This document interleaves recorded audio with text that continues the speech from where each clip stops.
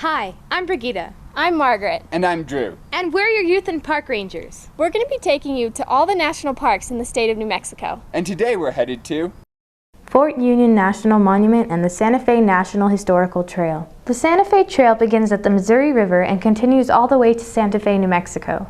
Fort Union lies on the trail, having been one of the largest trading hubs in the Southwest. The expansion of the railroad soon ended the era of the Santa Fe Trail. The 6-mule army wagon was part of the Santa Fe Trail. It was crucial in linking commerce, supplies, and even communication between all the forts in the Southwest.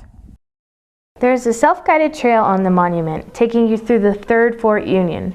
It gives you a sense of how vast the fort was when it was thriving. There were 3 different forts at Fort Union.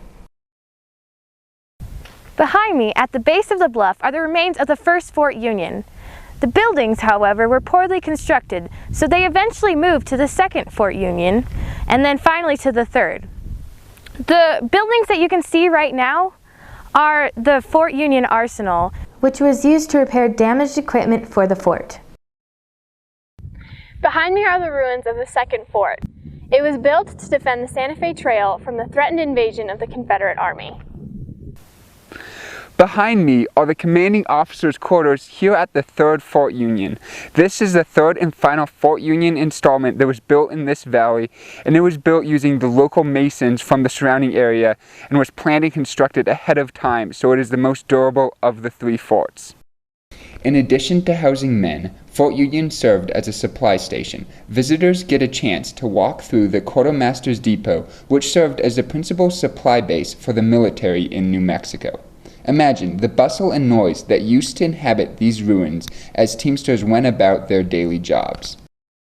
Behind me is the wall of one of the 5 storehouses here at Fort Union.